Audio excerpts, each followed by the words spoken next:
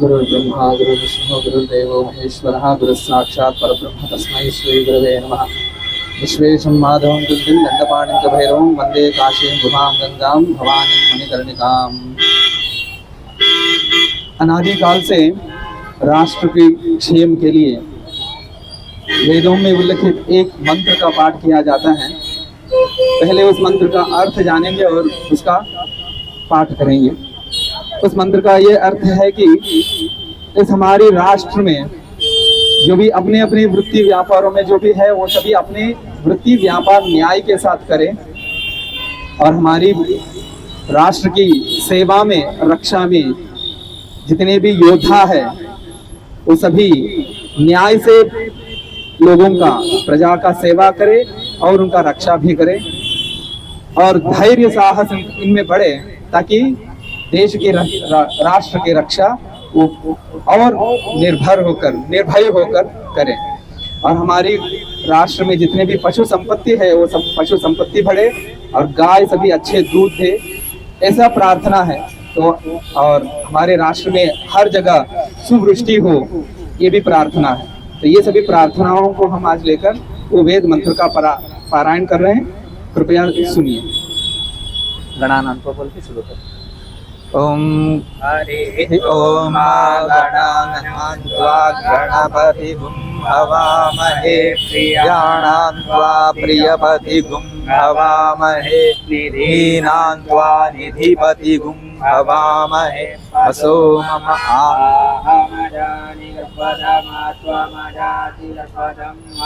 तुम्हारे चेहरा दिख रहा है ना।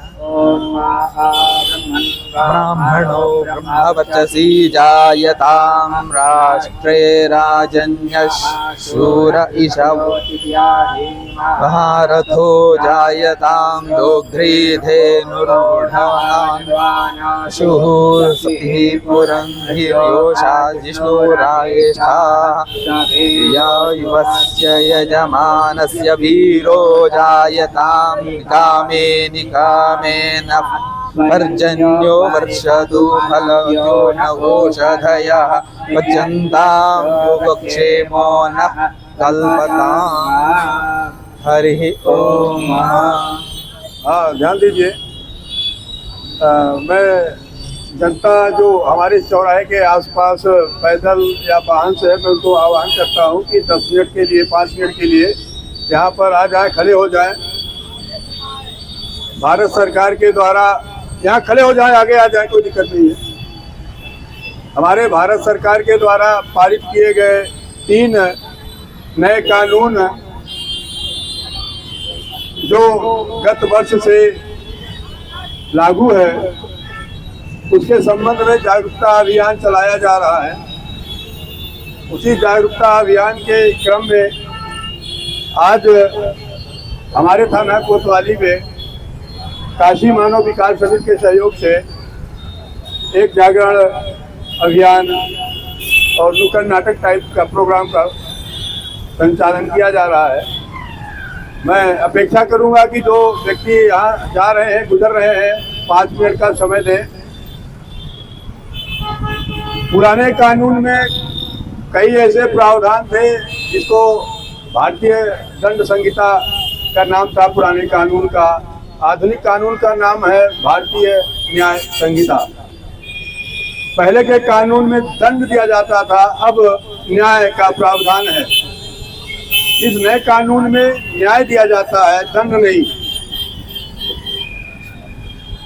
तो इसमें कुछ चीजें हैं जो जनमानस के लिए जानना बहुत आवश्यक है।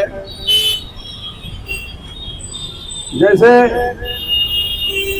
छोटे छोटे अपराधों के लिए पहले बड़ी बड़ी सजाएं होती थी, अब छोटे छोटे अपराधों के लिए एक कम्युनिटी दंड का प्रयोग किया गया है, जिसमें कि छोटे अपराध करने पर जेल ना हो करके उनके द्वारा माननीय न्यायालय के आदेश से 2 दिन, 4 दिन, हफ्ता, 10 दिन का उनसे कोई काम कराया जाता है। समाज सेवा के तहत उनसे कोई समाज सेवा का काम लिया जाता है, उनको सुधारने का प्रयास किया जाता है ताकि वो भविष्य में दंड के पात्र ना बने, ऐसा कोई अपराध ना करे जिससे कि उनको दंड का भागी होना पड़े। सामाजिक न्याय ही इसका मूल उद्देश्य है। सेकेंडरी, कई घटनाएं आप लोगों के साथ होती है और आप लोग किन्हीं कारणों से वहां पर अपना मुकदमा नहीं दर्ज करा पाते हैं, तो 0 FIR का भी प्रावधान इसमें है, उसे भी आप दर्ज करा सकते हैं। महिलाओं के संबंध में जो अपराध है उसमें कठिन दंड का प्रावधान किया गया है। जैसे कि पहले हुआ करता था भारतीय दंड संहिता, दंड प्रक्रिया संहिता, भारतीय साक्ष्य अधिनियम, अब इनके नाम है भारतीय साक्ष्य अधिनियम BSA, भारतीय न्याय संहिता, दंड संहिता को न्याय संहिता, भारतीय नागरिक सुरक्षा संहिता CRPC को नागरिक सुरक्षा संहिता, मतलब नागरिक की सुरक्षा के लिए जो संहित कानून किया गया है वो है। जैसा कि अभी हमने आपको बताया था 0 FIR, E-FIR, आप लोग E-FIR भी कर सकते हैं। ऑनलाइन के माध्यम से भी आप अपने मुकदमों को रजिस्टर कर सकते हैं, वो संबंधित थाने में माध्यम से पहुंच जाएगा।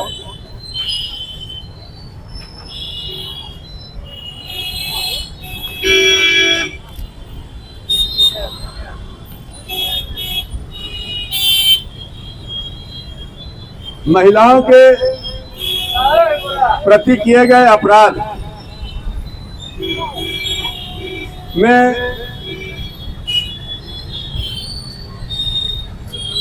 ज्यादा सजा का प्रावधान है, कठोर कार्रवाई का प्रावधान है। इसलिए मैं तो यही कहूंगा कि किसी प्रकार का कोई अपराध ना करें, ज्यादा अच्छा होगा।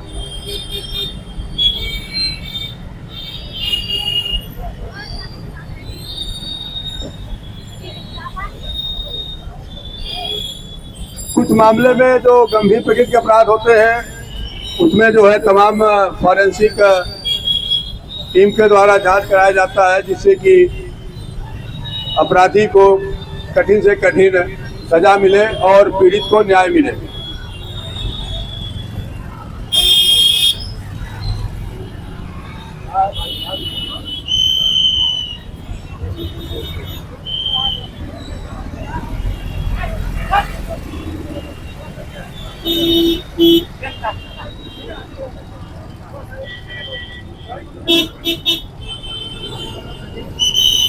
हम हैं श्री विश्वनाथ धर्माधारा फाउंडेशन के द्वारा संचालित श्री चंद्रशेखर सांगोपांग वेद पुराण इतिहास काव्य पाठशाला के विद्यार्थी और छात्र यहाँ पे उपस्थित हैं। हम सभी वाराणसी वासियों को भारत सरकार के द्वारा संसद में पारित 3 नया कानून के बारे में जागृत करने के लिए आज हम यहाँ उपस्थित हैं। पहले हमारे संविधान में इंडियन पिनल कोड और CRPC क्रिमिनल पिनल कोड और इंडियन एविडेंस एक्ट, ये तीनों कानून थे जो ब्रिटिश के द्वारा पारित किए गए थे। उन्हीं के आधार पर इतने दिनों तक अपराधियों को दंड देना ही प्रधान माना जा रहा था। अब भारत सरकार ने ऐसे कदम उठाए और संसद में 3 नया कानून पारित किए हैं। इसमें अपराध को रोकना और अपराधियों को दंड देने से ज्यादा जो पीड़ित है उनको न्याय दिलाना प्रधान माना गया है। अभी ऐसे कैसे कर दिए, तो जो पुराने जो तीनों कानून थे, Indian penal code, criminal penal code और इंडियन एविडेंस एक्ट, इन तीनों के स्थान पर भारत न्याय संहिता, भारत नागरिक सुरक्षा संहिता और भारत साक्ष्य संहिता BNSS और BSA, इन तीनों कानूनों को पारित किया गया है और तीनों कानून भी अभी लागू है। अभी जनमानस ये जानना चाहिए कि आज हम ऐसे भारत की ऐसे समय में हैं जहाँ पे पीड़ितों को न्याय दिलाना भारत सरकार के द्वारा और हमारे पुलिस बंधुओं के द्वारा प्रधान माना जा रहा है। तो पहले ऐसा होता था कि अपराध को दंड देना ही प्रधान था। आजकल अभी छोटे छोटे अपराधों के लिए भी बड़े बड़े दंड थे। अब भारत न्याय संहिता के द्वारा अपराध करने वालों का मानसिकता जानकर उनको सुधारने का व्यवस्था भी बनाया गया है। कोई भी अपराध ऐसे नहीं करते हैं, तो अपराध क्यों कर रहे हैं, तो ये जानकर उनको अपराध फिर से एक बार न करने का एक मौका देते हुए, उनको शिक्षा देते हुए और अपराध न करने का फल भी उनको सिखाते हुए अपराधियों को उनकी मन से अपराध भावना निकालना प्रधान माना गया है। और उसी दिशा में अभी भारत सरकार और हमारे न्याय व्यवस्था ये सभी काम करने के लिए उत्सुक है और कंकणबद्ध है। इसमें पहले जो भी था न्याय, जो हमारे दंड व्यवस्था जो था, उसे हम हटकर आज हमारी न्याय व्यवस्था में महिलाओं के प्रति जो भी अपराध होंगे उनमें महिलाओं को न्याय दिलाने का बड़ा अवसर अभी आवश्यकता जानकर सरकार ने ऐसा दिलाया कि महिलाओं के प्रति अपराध जितने भी हो रहे हैं वो सभी अपराध कम हो जाए और महिलाओं के प्रति जो अपराध भावना है वो अपराध भावना भी लोगों के मन में कम होना चाहिए। यत्र नार्यस्तु पूज्यन्ते रमन्ते तत्र देवताः। हमारी संस्कृति ऐसे कहता है कि जहाँ पे स्त्रियों का पूजा किया जाती है वहीं पे देवता भी रहती है। आजकल हमारे बीच में सभी राक्षसी क्यों रह रहे हैं, हम महिलाओं को आदर देना भूल गए हैं, है ना। पहले हमारी वोकैबुलरी से महिलाओं को औरत बोलना बंद करेंगे और महिलाओं को महिला बोलेंगे। महिला, हमारी माता भी महिला है, बहन भी महिला है।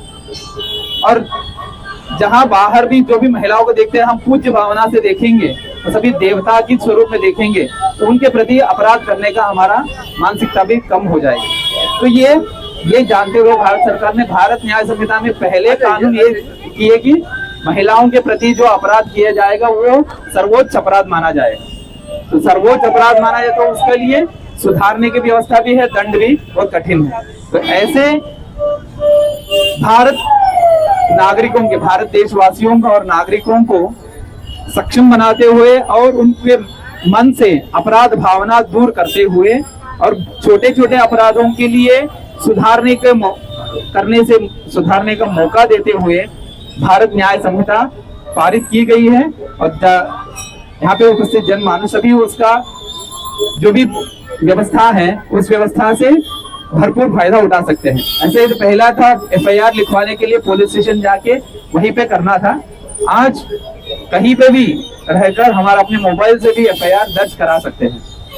तो ये सभी विषय जो भी है सर जी आपको बताएंगे और हम इन सभी विषयों को जानने के लिए उत्सुक है, उनके मुंह सुनने के लिए। दोस्तों, साथियों, मैं सब इंस्पेक्टर अंकित सिंह इस समय कोतवाली थाने में तैनात हूँ। जैसा कि महाराज जी ने आप लोगों को बताया नए आपराधिक कानूनों के बारे में, तो इसमें मैं आप लोगों को कुछ ऐसी बातों के बारे में बताने जा रहा हूँ जो आपके लिए लाभप्रद है, खासकर जनता के लिए, पीड़ित के लिए लाभप्रद है। तो साथियों, जो नए आपराधिक कानून है, जैसे कि इसमें ये भी बताया गया है कि महिलाओं के लिए, जैसे महिलाओं से संबंधित अपराध होते हैं उनमें पीड़िता को न्याय दिलाने की और अपराधी को कठोर से कठोर दंड देने की व्यवस्था की गई है। दूसरी बात यह है कि अमूमन किसी भी मामले की शिकायत के लिए पहले आप लोगों को थाने के चक्कर लगाना पड़ता था, बहुत सारे कागज भी इकट्ठे हो जाते थे आप लोगों के पास।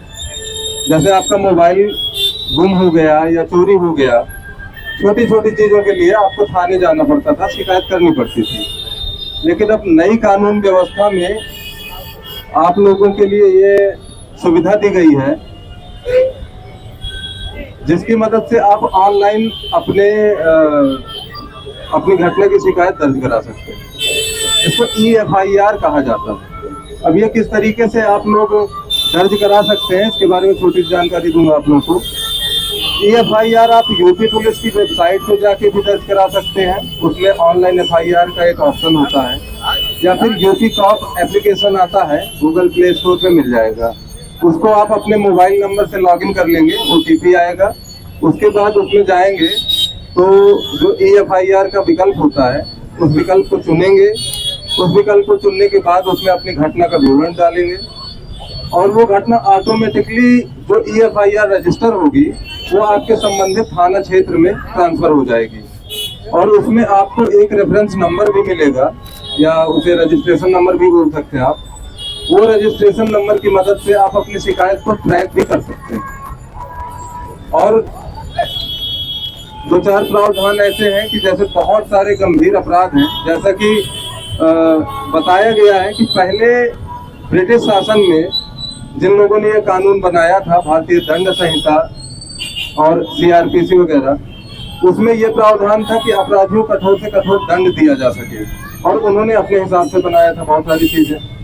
लेकिन अब नई प्रणाली में क्या है, इसमें दंड पे कम, पीड़ित को न्याय दिलाने पे ज्यादा जोर दिया गया है।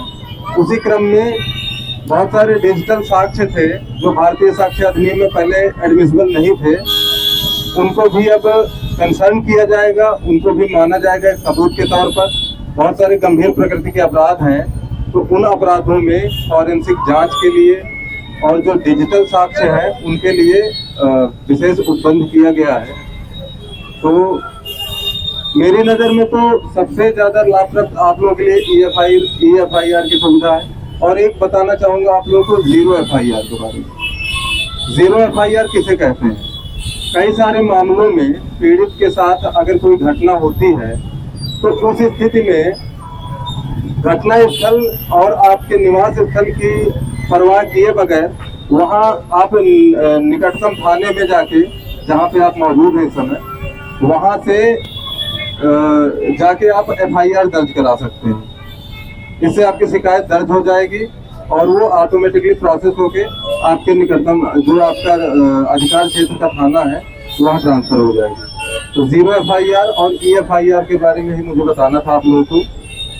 तो ये सारी चीज़ें हैं और भी बहुत सारे ये कानून में प्रावधान हैं, जैसे कि महिलाओं से संबंधित जो अपराध होते हैं उसमें पीड़िता की पहचान को गोपनीय रखने का भी प्रावधान है कि किसी भी तरीके से उसकी पहचान भंग न हो पाए। और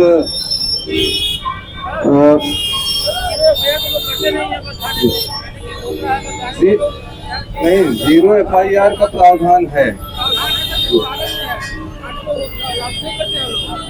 नहीं, ऐसा नहीं है। बहुत सारे अभी कोतवाली थाने में ही कुछ ज़ीरो FIR पंजीकृत हुई है। उसमें एक पीड़िता थी पंजाब की, यहाँ से ये मेरे सामने की घटना है।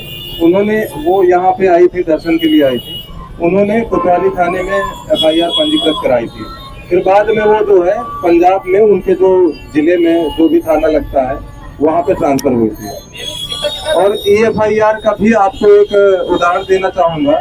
एक सज्जन का मोबाइल गुम हो गया था यहाँ मैदागिन चौराहे पे, और उन्हें चूँकि ट्रेन पकड़नी थी तो वो चले गए थे, लेकिन उन्होंने घर जाके ऑनलाइन ही FIR दर्ज करा दी थी। फिर उसके बाद वो शिकायत हमारे यहाँ ऑटोमेटिकली ट्रांसफर हो गई थी। तो EFIR से आपका समय भी बचता है, आपको थाने के चक्कर भी नहीं लगाने पड़ते हैं। तो कृपया इस जानकारी को अपने जानने वाले लोगों तक, अपने रिश्तेदारों में, अपने परिवारीजनों में, अपने मित्रों तक जरूर पहुंचाएं। धन्यवाद।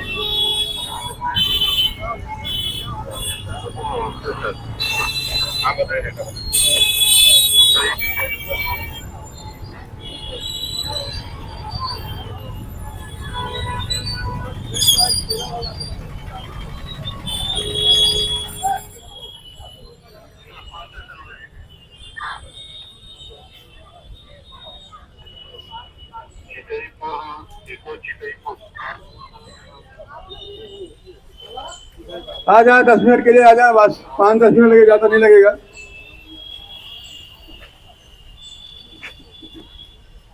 आ जाए। जो नए कानून बनाए गए हैं भारत सरकार की तरफ से, गत वर्ष लागू हुआ है, उसी के संबंध में कुछ जागरूक करना है, कुछ चीजें आप लोगों को बतानी है। अनुरोध है कि ज्यादा से ज्यादा लोग आ जाएं, जानकारी प्राप्त करें। अपने व अपने परिवार व अपने समाज के लिए जो है जागरूक करें। देखिए, आप सबने पिछले साल सुना होगा कि 1 जुलाई से भारत में जो पुराने कानून थे, जो अंग्रेजों के द्वारा बनाए गए कानून थे, उनको हटाकर अब 3 नए कानून लागू किए गए थे। याद है किसी को? पिछले साल जो अंग्रेजों ने हमारे लिए कानून बनाए थे, उसकी जगह पर अब हमारी संसद ने भारतीयों के लिए कानून बनाया और इसीलिए देखिए उसका नाम बदल गया। जो पहले आईपीसी कहा जाता था, सीआरपीसी कहा जाता था और एविडेंस, अब उसमें नाम दे दिया गया भारतीय न्याय। पहले दंड था, अब क्या शब्द हो गया है? न्याय।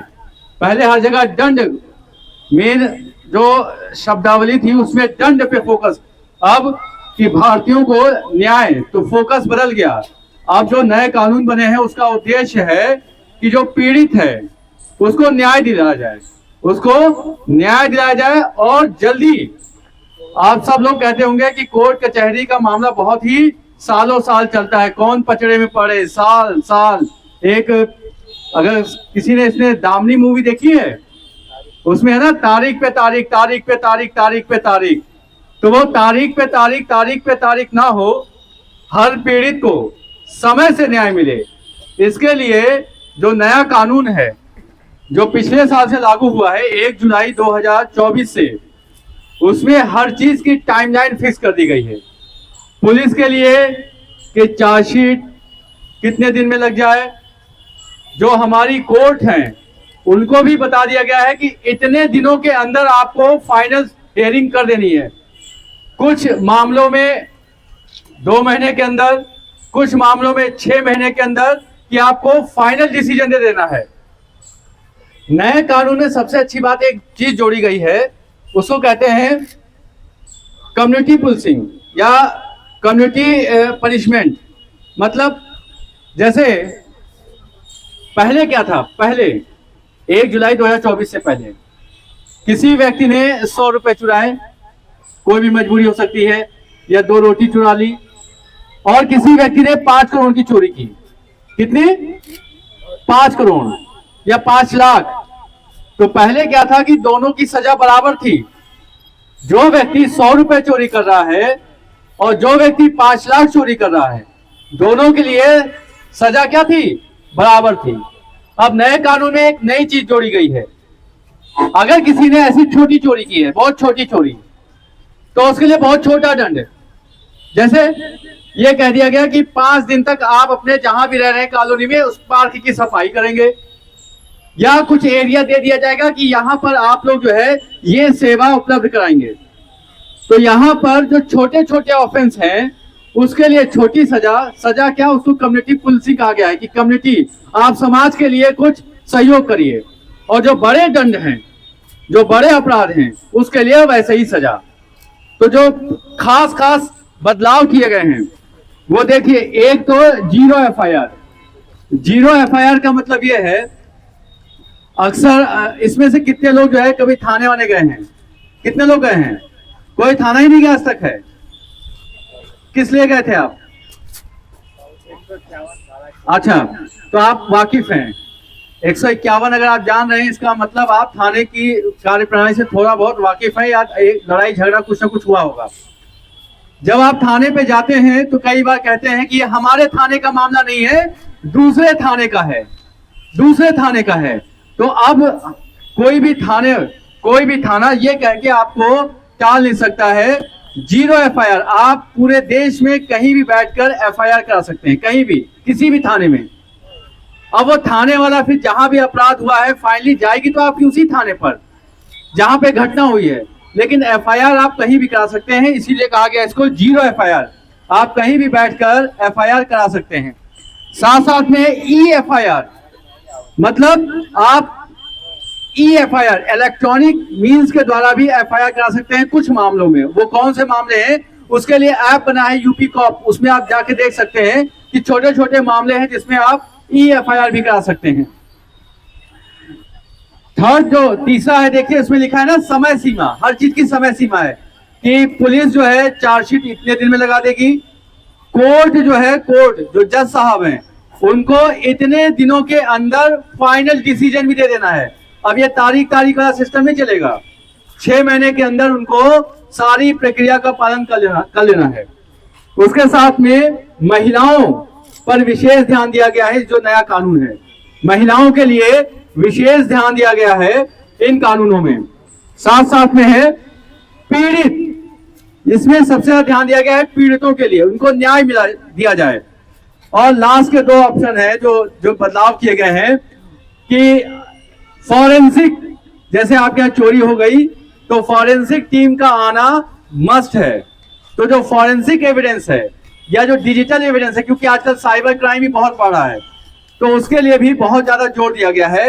ये 6-7 मोटे बदलाव हैं जिसका मेन उद्देश्य है कि जो आम नागरिक हैं, हम सब जो भारतीय हैं, उन सबको न्याय दिलाना है। ये न्याय आधारित प्रक्रिया है, इसीलिए हर जगह इसका नाम दिया गया है भारतीय न्याय संहिता। भारतीय नागरिक सुरक्षा या आपकी सुरक्षा देगा, और भारतीय साक्ष्य। तो ये तीनों कानून भारतीयों के द्वारा बनाया गया है और भारतीयों के लिए है। पहले वाले कानून अंग्रेजों ने बनाए थे जिसका उद्देश्य था भारतीयों को दंड देना। भाई वो लोग तो हमारे पे शासन करने आए थे ना, तो उनका उद्देश्य था अगर आपने कोई गलती की तो दंड दिया जाए। और अब जो कानून बना है उसका उद्देश्य दंड देना नहीं है, कैसे हम अपने लोगों को न्याय दिलाएं। और न्याय तभी मिल सकता है जब वो समय से मिल जाए। अगर कोई मामला है वो 15 साल 20 साल तक लटका रहता है तो उस न्याय का या दंड का कोई मतलब नहीं है। तो आपको न्याय चाहिए, और न्याय के लिए समय सीमा, और उस समय सीमा के अंदर हमें क्या क्या करना है वो इस जो नए कानून है उसमें दिया गया है। आप लोग जानिए, देखिए छोटे बच्चे हैं, इन्होंने कई सारे पंपलेट तैयार किए हुए हैं। ये छोटे बच्चे इतनी मेहनत कर रहे हैं, आपके लिए कानून है, आप इसको जानिए।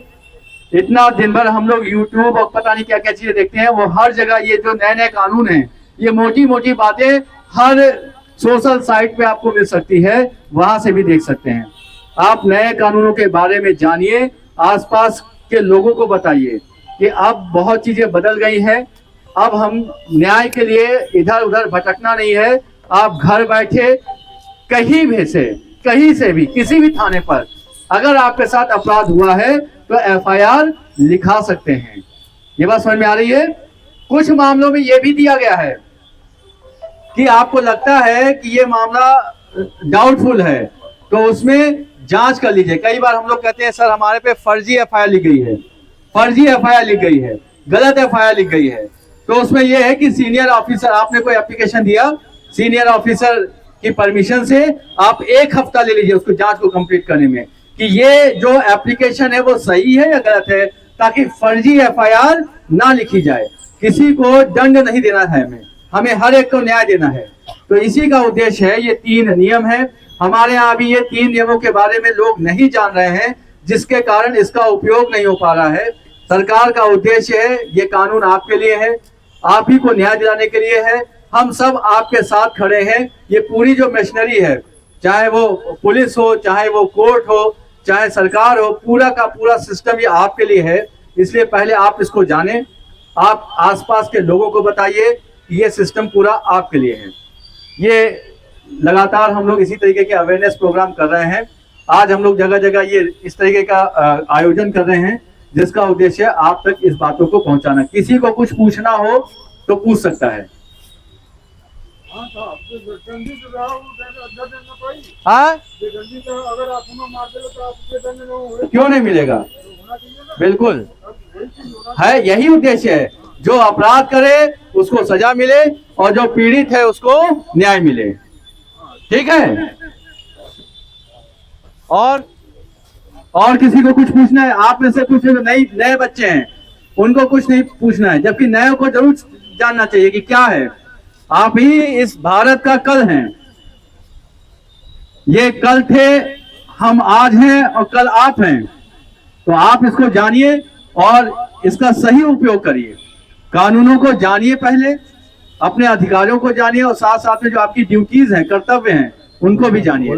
तो किसी को कोई डाउट नहीं है, किसी को कुछ नहीं पूछना है। चलिए, आप लोगों ने इतना अमूल्य समय अपना हम लोगों को दिया है, इसके लिए बहुत बहुत धन्यवाद। आप सब एग्जाम दिलाने आए हैं, कई लोग बच्चों को अपने एग्जाम खत्म हो जाए, दर्शन करिए और उसके बाद पीसफुली यहाँ से जहाँ भी आपको जाना है। कहीं से सब लोग बाहर के भी लोग हैं इसमें से? कहाँ के हैं? गोरखपुर, जौनपुर के हैं, देवरिया, मऊ, अच्छा, और प्रयागराज, भदोही, बहराइच, बहुत बढ़िया। इतनी दूर दूर से आए हुए हैं। चलिए, ये इसी बहाने आपका यूपी भ्रमण हो रहा है, यूपी को भूल लीजिए, ठीक है। अभी आप लोगों के समक्ष श्री धर्म फाउंडेशन के गुरु जी हैं, वो भी इस कानून के बाबत कुछ जानकारी देना चाहते हैं, तो कृपया उनको भी जरा सुनिए। हम सभी महाकवि कालिदास को जानते हैं, सुने हैं, हम सभी रामराज के बारे में भी जानते हैं। ऐसा राम राज्य में ऐसा होता था, ऐसा होता था। तो राम राज्य में ऐसा होता था कि वहाँ अपराधियों को दंड दिया जाता था और पीड़ितों को न्याय दिया जाता था। तो उसी के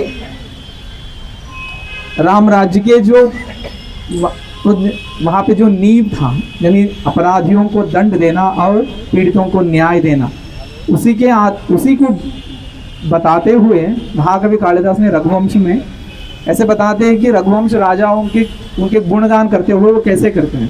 एक शब्द है यथापराध दंडानाम, यानी जितना अपराध है उतना ही दंड, ये एक शब्द था। और इसी को अभी भारत सरकार भी थोड़ा जोर देते हुए जितना बड़ा अपराध है उतना बड़ा ही दंड होना चाहिए। हम सभी हर जगह बहुत साल से है ना देखते आए हैं कि महिलाओं के प्रति बहुत अपराध होते हैं और छोटे छोटे बच्चों के खिलाफ प्रति भी बहुत अपराध होते हैं। इन अपराध करने वालों को सजा समय पर नहीं मिलती है। ऐसा है कि वो पीड़ित जो है उनका अगली पीढ़ी भी आ जाती है, तब तक भी जो अपराध किया है वो भी मर गया, फिर भी कानून वहाँ ऐसे व्यवस्था थी कि कोर्ट में वो केस ऐसे ही लटका रहे हैं, क्योंकि अपराधी भी मर गया है और पीड़ित भी गुजर गए हैं, फिर भी उसका कुछ हल नहीं निकला। कौन क्या कितना अपराध है, जितना अपराध क्या है, इसका दंड क्या देना है, वह कभी फैसला आती नहीं। तब अभी ऐसा है कि जो वो न्याय नहीं है जो समय पे नहीं मिला, वो न्याय को न्याय ही नहीं बोल सकते जो समय पे नहीं मिला है। अभी भारत सरकार के द्वारा ऐसे ही प्रावधान हम सभी नागरिकों को, देशवासियों को दिया गया है। इस अवसर पर हमको दिवाली मनाना चाहिए। राम जी वापस लौट के आए हैं, इसलिए हम दिवाली मनाते थे। अब फिर हमारी नागरिकों को नागरिकता की जो हक है वो हमको फिर से दिया गया है। इस अवसर पर हमको दिवाली मनाना चाहिए, दोबारा दिवाली मनाना चाहिए। यही क्योंकि हम सभी को न्याय ही मांगते हैं। हम पहले जानते थे, हमारी भाषा भी ऐसी ही थी, हमको न्याय दिलाइए, और न्याय कहीं नहीं मिलता था। और पहले जो भी पुलिस व्यवस्था भी थी, उनको भी मन में था अरे न्याय दिलाए पीड़ितों को। फिर उनके पास जो व्यवस्था थी, वो व्यवस्था से बद्ध थे, तो वो उस व्यवस्था से बद्ध होकर वो उसके ऊपर उठकर कुछ कर नहीं पाते थे, क्योंकि उनको भी वो व्यवस्था के अंदर ही चलना था। FIR दर्ज करो, चार्जशीट दर्ज करो 1 साल बाद, 2 साल बाद, क्योंकि है, और जाओ कोर्ट जाओ, वो भी वकील लेंगे, ये भी वकील लेंगे, वकील तारीख पर तारीख मांगते रहेंगे, जज साहब भी देते रहेंगे, ये होता रहा। तो अब ऐसा नहीं होगा। हम सभी देशवासी हम अपने हक जानेंगे और इस व्यवस्था को सुव्यवस्था बनाने के लिए हमारी जो प्रयत्न है वो सभी हम जानकर उस व्यवस्था से हम भरपूर फायदा उठाने के लिए हम कोशिश करेंगे। और ऐसे भी है यूपी पुलिस, उससे ज्यादा वाराणसी पुलिस, हम बहुत जगह घूम के आए हैं। वाराणसी में जो पुलिस है नागरिकों के लिए बहुत स्नेह पूर्वक से, फ्रेंडली पुलिस बोलते हैं ना, वैसे है।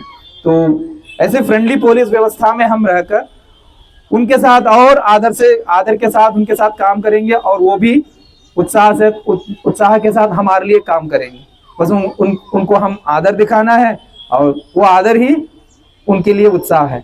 सरकार तो तनख्वाह देती है, नागरिक हमको क्या करना है, पुलिस व्यवस्था को आदर से देखना है। उस आदर से ही उनका उत्साह बढ़ता है और उत्साह और उमंग से प्रजा की सेवा और नागरिकों की सेवा में वो लगातार कृषि करे, ऐसा प्रार्थना करते हुए एक आशीर्वचन मंत्र से हम